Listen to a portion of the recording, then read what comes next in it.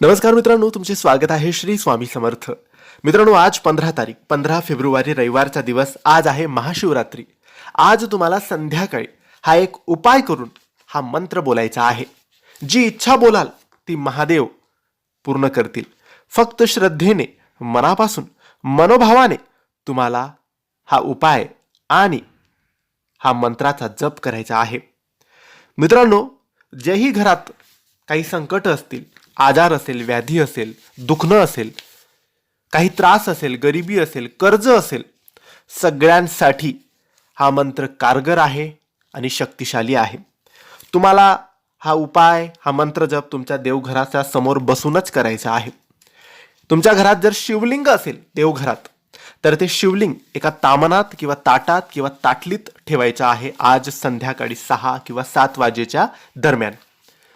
त्यानंतर एका शुद्ध तांब्यात, लोट्यात शुद्ध पाणी घ्यायचं आहे. पाणी घेतल्यानंतर ते पाणी त्या शिवलिंगवर एका सरळ धारेत, रेषेत हळुवारपणे सोडायचं आहे. हळुवार ते पाणी सोडायचं आहे एका धारेत. आणि जोपर्यंत तांब्यातलं, लोट्यातलं पाणी संपत नाही तोपर्यंत ओम नमः शिवाय, ओम नमः शिवाय, ओम नमः शिवाय असं बोलत राहायचं, जोपर्यंत पाणी संपत नाही तोपर्यंत. त्यानंतर पाणी संपल्यानंतर तुम्ही तुमचा उजवा हात शिवलिंगवर ठेवायचा आहे. बोटं ठेवले तरी चालतील, फक्त अद्दर अलगद तो हात ठेवायचा आहे. आणि तुम्हाला 11 वेळेस हा मंत्र बोलायचा आहे. ओम त्र्यंबकम यजामहे सुगंधिम पुष्टिवर्धनम उर्वारुकमिव बंधनान मृत्योर्मुक्षी मामृतात. या मंत्राचा जप 11 वेळेस करायचा आहे. हा महामृत्युंजय मंत्र आहे. हा मंत्र 11 वेळेस बोलून झाल्यानंतर महादेवाला प्रार्थना करायची आहे सुख समृद्धीसाठी, अडचणी, दुःख, दरिद्री, गरिबी, संकट, आजार दूर करण्यासाठी. त्यानंतर शिवलिंगला स्वच्छ पुसून देवघरात ज्या स्थानी होतं त्या स्थानी ठेवून द्यायचं आहे.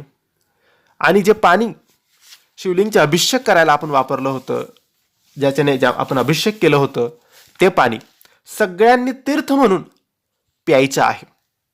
म्हणून त्या पाण्यात कुंकू, हळद काहीच टाकायचं नाही, फक्त आपल्याला अभिषेक करायचा आहे. ते पाणी थोडं थोडं सगळ्यांनी प्यायचं आहे. कपाळी लावायचं आहे, थोडं थोडं घरात शिंपडायचं आहे, घराच्या आजूबाजूला शिंपडायचं आहे. याने नकारात्मकता, वाईट शक्तीचा नाश होतो. आजार, तिजार, दुःख, दरिद्री, गरिबी, संकट यांचा नाश होतो.